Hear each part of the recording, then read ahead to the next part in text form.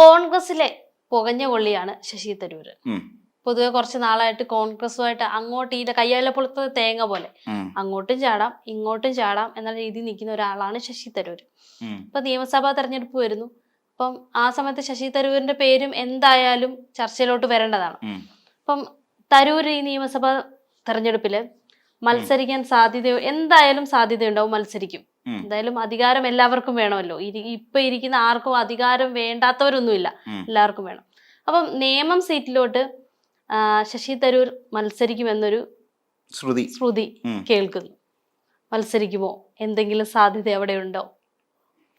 ശശി തരൂരിനെ സംബന്ധിച്ചിടത്തോളം ശശി തരൂരിന് കേരള രാഷ്ട്രീയത്തിൽ ഒന്ന് കൈകടത്തണം എന്ന ശക്തമായ ആഗ്രഹം നിലനിൽക്കുന്ന ഒരാൾ തന്നെയാണ്. അങ്ങനെ ഒരു ആഗ്രഹത്തിന്റെ പുറത്ത് തന്നെയാണ് തരൂര് തുടക്കം സമയത്ത് എനിക്ക് തോന്നുന്നു കഴിഞ്ഞ ലോക്സഭാ തെരഞ്ഞെടുപ്പിന് ശേഷം, ഇതല്ല അതിന് മുമ്പാണ്, 2024 മുമ്പാണ് തെരഞ്ഞെടുപ്പ്. അപ്പൊ ആ സമയത്ത് ശശി തരൂര് ആ അടുത്ത ലോക്സഭാ തെരഞ്ഞെടുപ്പൊക്കെ അടുക്കുന്ന ഒരു സമയത്തേക്ക് ഏകദേശം ഒരു വർഷമൊക്കെ മുൻപ്, തെരഞ്ഞെടുപ്പിന് മുമ്പ് ഒരു വർഷം മുന്നേ തന്നെ ശശി തരൂര് മലബാർ പര്യടനം എന്ന പേരിലൊരു പര്യടനം സ്വയം അങ്ങ് നടത്തി. MK രാഘവൻ MP അടക്കവും കോഴിക്കോട് ജില്ലാ DCCയും ഒക്കെ അതിന് പിന്തുണ പ്രഖ്യാപിക്കുകയും ഒക്കെ ചെയ്തു. തരൂരിനെ അന്ന് കൊണ്ടുവന്ന് പ്രസംഗിപ്പിക്കാനും ഒക്കെ തയ്യാറാവുകയും തരൂരിനെ പരിപാടിയിൽ പങ്കെടുപ്പിക്കുകയും ഒക്കെ ചെയ്തു. അന്ന് വലിയ വിവാദമായിരുന്നു. കാര്യം തരൂര് സ്വന്തം ഇഷ്ടപ്രകാരം, അതായത് KPCCയോട് പോലും ആലോചിക്കാതെ തരൂർ സ്വന്തം ഇഷ്ടപ്രകാരം ഓരോ കാര്യങ്ങൾ ചെയ്യുന്നു. പാർട്ടിയുടെ അവരോട് ആലോചിക്കുന്നില്ല, അവരുടെ അനുമതി തേടാതെ മലബാർ പര്യടനം പോലെ ഒരു പര്യടനം, ഒരു മിനി കേരള യാത്ര എന്നൊക്കെ നമ്മൾ പറയും. സാധാരണ എല്ലാവരും KPCCയുടെ അനുമതിയോട് കൂടിയാണ് ഈ കേരള യാത്രകളൊക്കെ നടത്തുക. ഒരു മിനി കേരള യാത്രയൊക്കെ നടത്തുന്ന രീതിയിലേക്ക് തരൂര് പോവുകയൊക്കെ ചെയ്തു. പലരെയും പല വിശിഷ്ട വ്യക്തികളെയും പോയിക്കൊണ്ട് പാണക്കാട് തറവാട്ടിൽ പോയിരുന്നു. അതോടൊപ്പം പിന്നെ MD വാസുദേവൻ നായരെ സന്ദർശിച്ചിരുന്നു.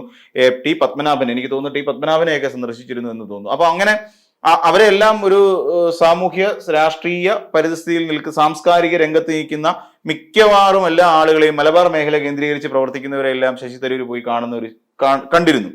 കണ്ടത് അത് വലിയ വിവാദമായി മാറി. ഇപ്പൊ കെ സുധാകരൻ തന്നെ പറഞ്ഞു KPCCയുടെ അനുമതി ഇല്ല എന്ന് കെ സുധാകരൻ പറയുന്നു, KPCCയുടെ അനുമതി ഉണ്ട് എന്നുള്ള കാര്യം ശശി തരൂർ പറയുന്നു. അപ്പൊ അങ്ങനെ ഇത് തമ്മിൽ കൊമ്പ് കോർക്കുന്ന ഒരു സാഹചര്യത്തിലേക്ക് വന്നു. അങ്ങനെ ഈ ശശി തരൂര് ഞാൻ കേരള രാഷ്ട്രീയത്തിൽ ഒരു വലിയ ഒരു ഐക്കണായി മാറാൻ പോകുന്നു എന്നുള്ള ഒരു തോന്നൽ പാർട്ടിക്കാർക്കിടയിലും മൊത്തത്തിൽ ഉണ്ടാക്കിയെടുക്കാൻ ശശി തരൂരിന് കഴിഞ്ഞു എന്നുള്ളതാണ് അതുകൊണ്ടുണ്ടായ ഒരു ഗുണം.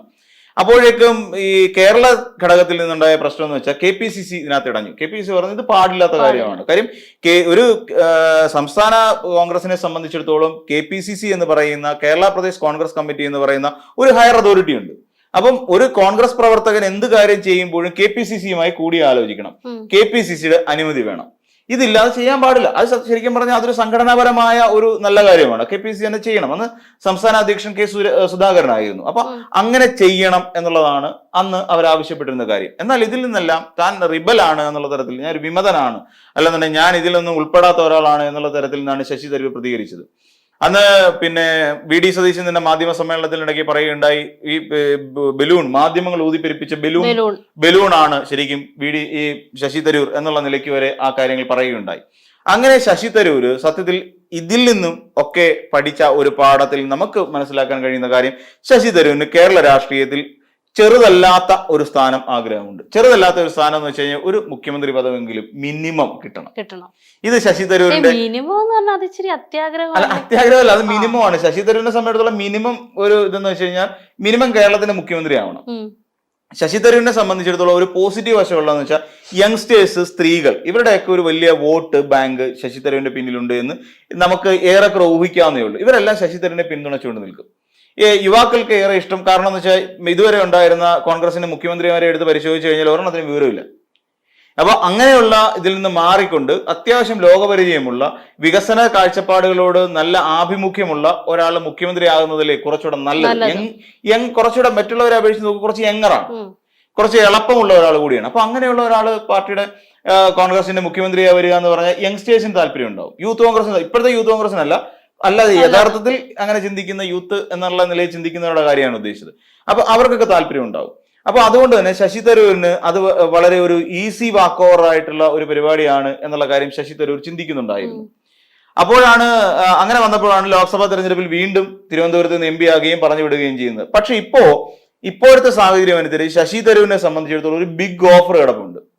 അതായത് കേന്ദ്ര സർക്കാരിൽ നിന്നും BJP-യിൽ നിന്നും ഒരു വലിയ ഓഫർ കിടപ്പുണ്ട് ശശി തരൂരിന്. ആ ഓഫർ ഉള്ളതുകൊണ്ടാണ് ശശി തരൂർ കോൺഗ്രസ്സുകാരെല്ലാം വെറുപ്പിച്ചുകൊണ്ട് നടക്കുന്നത്. സകല കോൺഗ്രസ്സുകാരെയും ശശി തരൂർ വെറുപ്പിക്കാനുള്ള പ്രധാന കാരണം എന്ന് വെച്ച് കഴിഞ്ഞാൽ എന്നെ ഒന്ന് പുറത്താക്കി തരൂ, ഞാൻ രാജിവെക്കില്ല, എന്നെ ഒന്ന് പുറത്താക്കിത്താ, എങ്കിലേ ഇവിടെ നിന്നൊരു വിജയശ്രീ ലാളിതനായി പുറത്താക്കപ്പെട്ട ഒരാളെ കോൺഗ്രസ്സുകാർ BJP രണ്ട് കൈ നീട്ടി സ്വീകരിക്കും.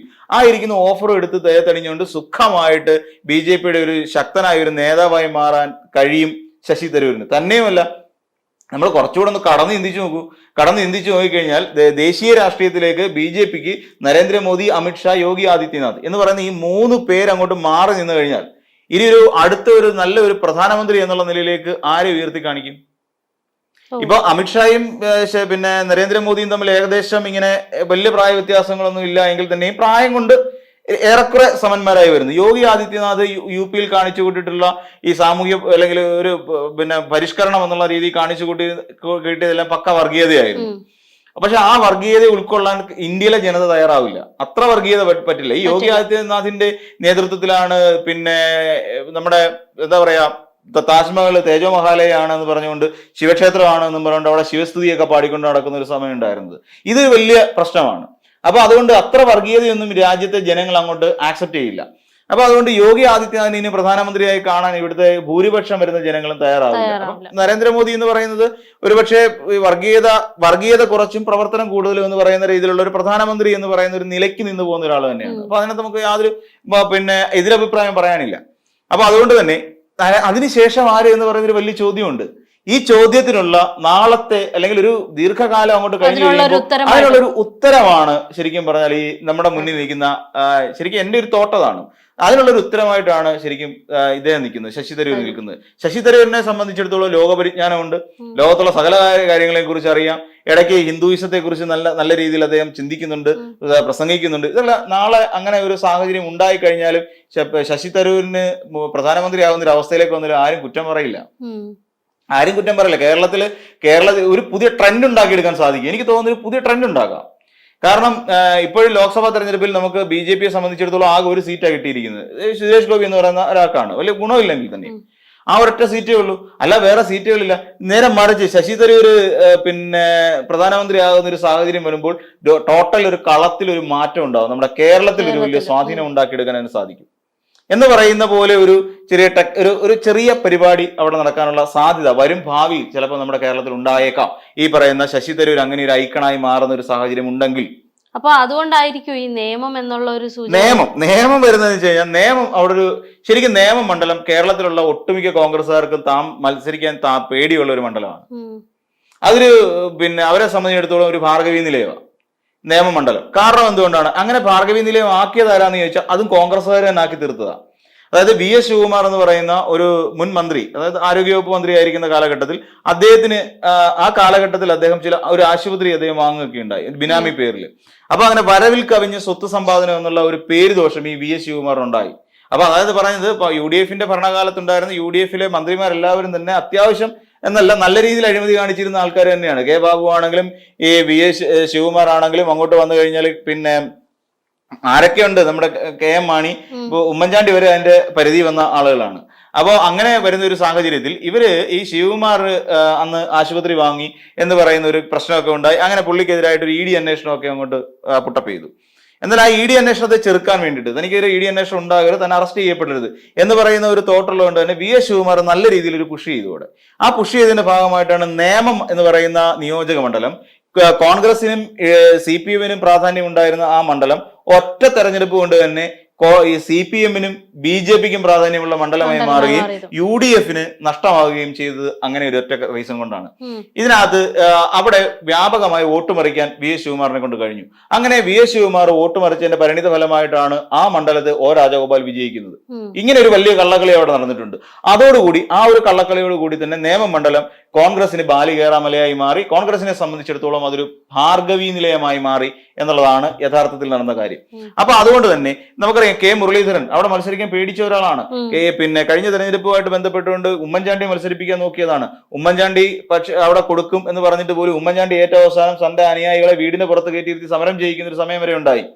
അത് കുറച്ച് പിന്നെ ജൂനിയർ ആർട്ടിസ്റ്റുകളാണെങ്കിൽ പോലും. അപ്പൊ ഇങ്ങനെയൊക്കെയുള്ള ഒരു പ്രശ്നങ്ങൾ ആ കാലഘട്ടങ്ങളിൽ ഉണ്ടായി എന്നുള്ളത് വാസ്തവമാണ്. അതുകൊണ്ട് എല്ലാ കോൺഗ്രസ്സുകാരും വളരെ ഭയപ്പാടോടുകൂടി നോക്കുന്ന ഒന്നാണ് നിയമമണ്ഡലം. എന്തിനേറെ പറയാൻ, ഇവിടെ നിങ്ങൾ ഒരു കാര്യം ചെയ്യൂ, കെ മുരളീധരനോട് പറഞ്ഞ് നിങ്ങൾ കണ്ണൂർ MP, അന്ന് അദ്ദേഹം വടകര MP ആണ്, വടകര MP സ്ഥാനം രാജിവെച്ചിട്ട് നിങ്ങൾ ഇവിടെ വന്ന് മത്സരിക്കൂ എന്ന് പറഞ്ഞു. ഞാൻ രാജിവെക്കില്ല, വന്ന് മത്സരിച്ചോളാം എന്നാണ് കെ മുരളീധരൻ പറഞ്ഞത്. തോൽക്കും എന്ന് അദ്ദേഹത്തിന് അറിയാം. അപ്പൊ അങ്ങനെയൊക്കെ വളർത്തിക്കൊണ്ടുവന്ന ഒരു മണ്ഡലമാണ് നിയമമണ്ഡലം. ഈ നിയമമണ്ഡലത്തിൽ ശശി തരൂരിനെ ഇടാൻ കോൺഗ്രസ് തീരുമാനിച്ചിട്ടുണ്ടെങ്കിൽ അത് നല്ല ഉദ്ദേശത്തോടു കൂടിയല്ല. ശശി തരൂരിനെ നിയമസഭയിലേക്ക് എത്തിക്കണമെന്നുള്ള അദമ്യമായ ആഗ്രഹത്തിന്റെ പുറത്തൊന്നുമല്ല കോൺഗ്രസ്സുകാർ പിന്നെ തരൂരിനെ നിയമത്തിടുന്നത്. നിയമത്തിട്ട് കഴിഞ്ഞാൽ തരൂരിനെ സ്വാഭാവികമെന്നോണം കഴിഞ്ഞ തവണയൊക്കെ ചെയ്ത പോലെ തന്നെ അവിടെ വോട്ട് പറിക്കുന്നു, അവിടെ പരാജയപ്പെടുത്തുന്നു. അങ്ങനെ അതുകൊണ്ട് നിയമത്തേക്ക് ശശി തരൂർ വരില്ല. അതോടുകൂടി ശശി തരൂരിന്റെ കഥ കഴിയുന്നു. ഒരു നിയമസഭാ തെരഞ്ഞെടുപ്പിൽ പോലും നിയമം പോലെ ഒരു മണ്ഡലത്തിൽ നിന്നുകൊണ്ട്, അതും തിരുവനന്തപുരത്തെ ഒരു മണ്ഡലത്തിൽ നിന്നുകൊണ്ട് വിജയിക്കാൻ കഴിയാത്ത ശശി തരൂരിനെ എന്തിനു കൊള്ളാം? സ്വാഭാവികമായിട്ടും ഉയരുന്ന ഒരു ചോദ്യം അതാണ്. അങ്ങനെ ഒരു സാഹചര്യം ഉണ്ടാക്കി തരൂരിനെ ഒന്നിനും കൊള്ളാത്തവനാക്കി തീർക്കുക എന്നുള്ളതാണ് ശരിക്കും കോൺഗ്രസ്സുകാർ ഉദ്ദേശിച്ചുകൊണ്ടിരിക്കുന്നത്. അങ്ങനെ നിയമമണ്ഡലം കൊടുക്കുന്നുണ്ടെങ്കിൽ, കൊടുത്തു കഴിഞ്ഞാൽ ശശി തരൂർ ഫ്രീയാ. പിന്നെ അത് കഴിഞ്ഞാൽ പിന്നെ ശശി തരൂരിന്റെ വഴിക്ക് പോവാം. ഞാൻ നേരത്തെ സൂചിപ്പിച്ച പോലെ ഒരു പ്രധാനമന്ത്രി പദത്തിലേക്ക് വരെ എത്താൻ യോഗ്യനായ ഒരാളാണ് ശശി തരൂർ. അപ്പൊ അങ്ങനെ വരുമ്പോൾ തിരിച്ച് ഇല്ലാന്നുണ്ടെങ്കിൽ ഇവിടെ വിജയിച്ചാൽ തരൂർ മുഖ്യമന്ത്രി ആകണമെന്നൊരു ആവശ്യം ഉന്നയിക്കും. മുഖ്യമന്ത്രി ആവുക അല്ലെങ്കിൽ ആഭ്യന്തര വകുപ്പ് എന്ന് പറയുന്ന വലിയൊരു ആവശ്യം ശശി തരൂർ ഉന്നയിച്ചാൽ അതിനെ കൊടുക്കാതിരിക്കാൻ AICC പോലും കഴിയില്ല. AICC പോലും മല്ലികാർജ്ജുൻ ഖാർഗെക്ക് പോലും കഴിയില്ല. കാര്യം അത് കൊടുത്തില്ല എങ്കിൽ തരൂർ ഒറ്റയടിക്ക് നാളെ പാർട്ടി വിടും. നാളെ പാർട്ടി വിട്ടുകൊണ്ട് ഈ കോൺഗ്രസ്സുകാരെ എല്ലാം പൊളിക്കാനുള്ള എല്ലാ കാര്യങ്ങളും ശശി തരൂരിന്റെ കയ്യിലുണ്ട്. എല്ലാം കൈ വെച്ചുകൊണ്ട് നടക്കുകയാണ്. നാളെ ശശി തരൂർ പബ്ലിക്കായിട്ട് പേടിക്കണം. ശശി തരൂരിനെ പേടിക്കണം. പബ്ലിക്കായിട്ട് പറയും, പല കാര്യങ്ങളും വെട്ടിത്തുറന്ന് പറയും ശശി തരൂർ. അതോടുകൂടി കയ്യിൽ നിന്ന് പോവുകയും ചെയ്യും. ഇത് ഭയന്നിട്ടാണ് പലപ്പോഴും ഈ നിയമത്തെ മത്സരിപ്പിച്ചാൽ പരാജയപ്പെടുത്തും, ഉറപ്പായിട്ടും പരാജയപ്പെടുത്തും. പരാജയപ്പെട്ടാലും ശരി, അവിടെ മത്സരിപ്പിച്ചില്ലെങ്കിലും മന്ത്രിസ്ഥാനം കൊടുത്തില്ലെങ്കിലും പണി കിട്ടും. ഇത് വളരെ വ്യക്തമായിട്ട് കോൺഗ്രസ്സുകാർക്ക് അറിയാം. അതുകൊണ്ട് എങ്ങനെയെങ്കിലും തോൽപ്പിച്ച് ഇതിന്റെ ശല്യം ഒഴിവാക്കി വിടുക. നാളെ ഒരു സമയത്ത് വീണ്ടും വന്ന് പറയരുത്, എനിക്ക് നാളെ 26 കഴിഞ്ഞ് 31 അടുത്ത തെരഞ്ഞെടുപ്പ് അടുക്കുന്ന സമയത്ത് എനിക്ക് മുഖ്യമന്ത്രി ആവണം എന്ന് പറയേണ്ട തരൂർ ഒരിക്കലും ഒരു അവകാശവാദം ഉന്നയിച്ചുകൊണ്ട് വരാൻ പാടില്ല. നിങ്ങൾക്ക് അവസരം തന്നു, പക്ഷെ നിങ്ങൾ ജയിച്ചില്ല. അല്ലെ, അങ്ങനെ അവസരം തന്നിട്ട് പോലും അത് വിനിയോഗിക്കാൻ കഴിയാതെ നിങ്ങളെ പാർട്ടിക്ക് വേണ്ട, പാർട്ടിക്ക് കൊള്ളാത്ത ഒരാളാണ് നിങ്ങൾ എന്ന് പറയുന്ന ഒരു മുദ്രകുത്തലാണ് അവിടെ സംഭവിക്കാൻ പോകുന്നത്. അതുകൊണ്ട് തരൂര് ഇതിനെ ഏത് രീതിയിൽ സ്വീകരിക്കും, അല്ലെങ്കിൽ ഒരു ഓഫർ വന്നു കഴിഞ്ഞാൽ തരൂർ എങ്ങനെ അതിനെ ആക്സെപ്റ്റ് ചെയ്യും എന്നുള്ളതാണ് നമ്മുടെ മുന്നിലുള്ള ഏറ്റവും വലിയ ചോദ്യം. തരൂരിന് ഇരിക്കുന്ന ഒരു വലിയ ഓഫറാണ്. ആ ഓഫർ ഇത്രയും വലിയൊരു ഓഫർ ആയതുകൊണ്ട് തന്നെ തരൂർ കോൺഗ്രസ് നൽകുന്ന ഏതെങ്കിലും ഓഫർ സ്വീകരിച്ച് ഈ കോൺഗ്രസ് എന്ന് പറയുന്ന ഒരു ഇട്ടാവട്ടത്തിനകത്ത് ഒതുങ്ങിക്കൂടാൻ ശ്രമിക്കുവോ, അവിടെ കാത്തിരിക്കുന്ന ഒരു വലിയ വിപുലമായ ഒരു ലോകത്തിൽ കറങ്ങി അടിച്ച് നടക്കാൻ തരൂർ ഇഷ്ടപ്പെടുമോ എന്നുള്ളതാണ് നമ്മുടെ മുന്നിലുള്ള ഏറ്റവും വലിയ ചോദ്യം. ഇനി നമ്മൾ കാത്തിരുന്ന് കാണേണ്ട ഒരു കാര്യം അത് തന്നെയാണ്.